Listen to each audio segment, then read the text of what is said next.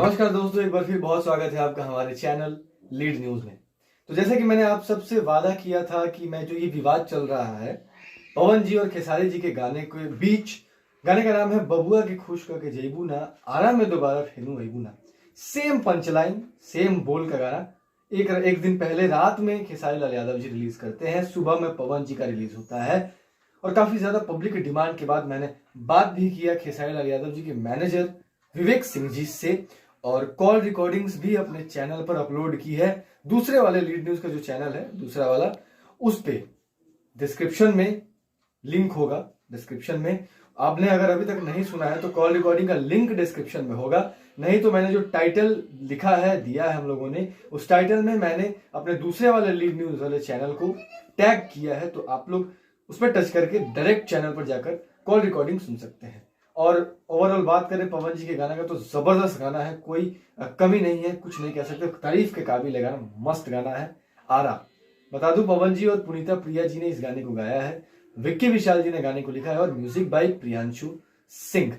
अब जैसा कि खेसारी जी के जो राइटर हैं विशाल भारती, जिन्होंने उनको गाना लिख के दिया और कल रात में उन्होंने रिलीज कर दिया, तो वो गाने के राइटर है विशाल भारती जी, उन्होंने मेरा नंबर ब्लॉक कर दिया। एंड अभी भी मैं कोशिश कर रहा हूं कि उनसे एक बारी बात हो जाती और सारी चीजें क्लियर हो जाती।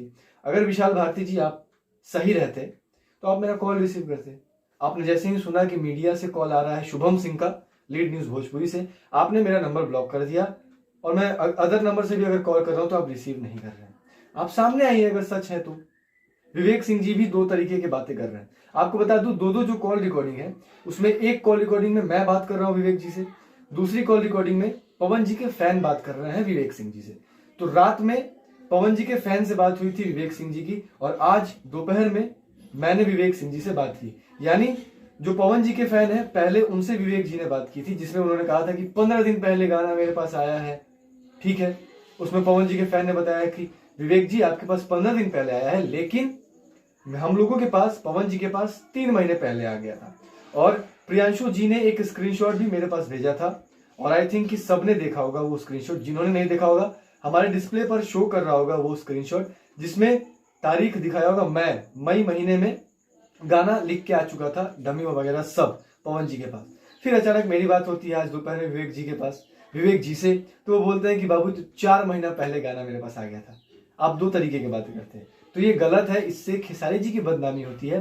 तो आप लोग सच का साथ दें। मैं ये नहीं कह रहा हूं कि कोई बुरा है कोई खराब है, नहीं, सच का साथ दें, भोजपुरी को एक रखें और फालतू चीजों से अलग रहें, ठीक है। बस इतना ही कहना चाहूंगा। अब लास्ट में आपकी क्या राय है कमेंट सेक्शन में जरूर बताइएगा, सच्चाई आपके सामने है। जाते जाते हमारे चैनल लीड न्यूज को सब्सक्राइब करें, वीडियोस को लाइक करें और शेयर करें। अगर आप हमारे वीडियोस फेसबुक पेज पर देख रहे हैं तो प्लीज लीड न्यूज पेज को जरूर फॉलो करें। धन्यवाद।